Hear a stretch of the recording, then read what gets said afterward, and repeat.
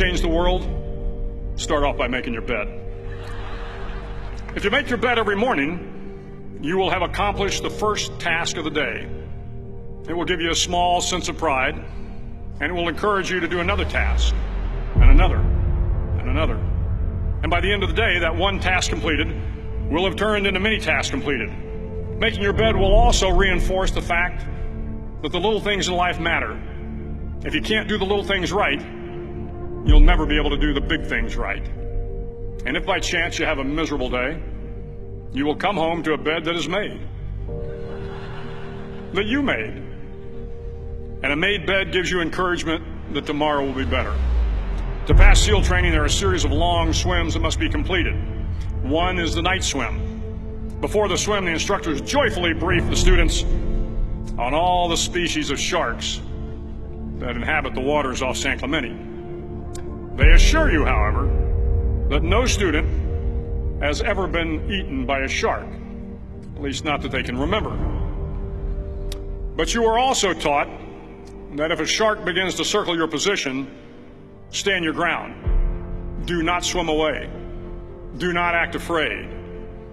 And if the shark, hungry for a midnight snack, darts towards you, then summons up all your strength and punch him in the snout, and he will turn and swim away. There are a lot of sharks in the world. If you hope to complete the swim, you will have to deal with them. So if you want to change the world, don't back down from the sharks. Over a few weeks of difficult training, my SEAL class, which started with 150 men, was down to just 42. There were now 6 boat crews of 7 men each. I was in the boat with the tall guys, but the best boat crew we had was made up of the little guys, the Munchkin crew, we called them. No one was over 5'5". The Munchkin boat crew had 1 American Indian, 1 African American, 1 Polish American, 1 Greek American, 1 Italian American, and 2 tough kids from the Midwest. They out-paddled, outran, and outswam all the other boat crews.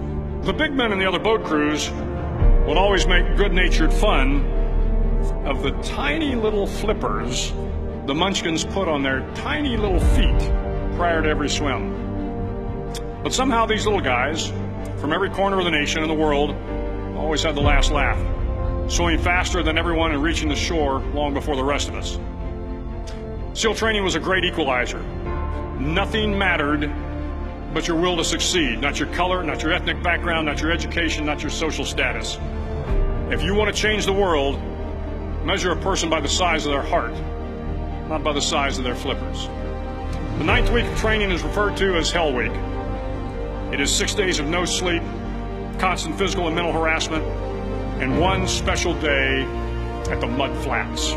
The Mud Flats are an area between San Diego and Tijuana where the water runs off and creates the Tijuana Sloughs, a swampy patch of terrain where the mud will engulf you.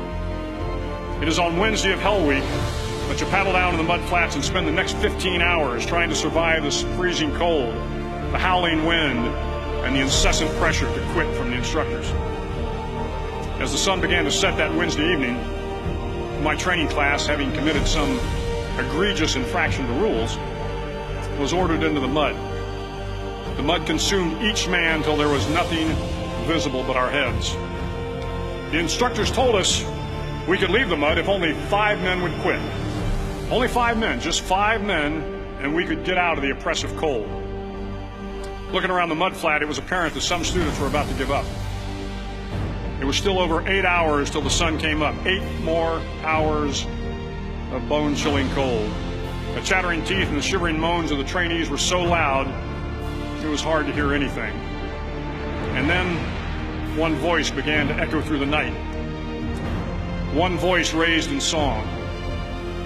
The song was terribly out of tune, but sung with great enthusiasm. One voice became 2, and 2 became 3, and before long, everyone in the class was singing.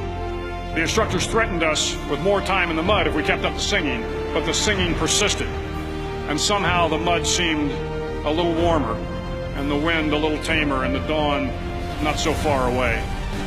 If I have learned anything in my time traveling the world, it is the power of hope.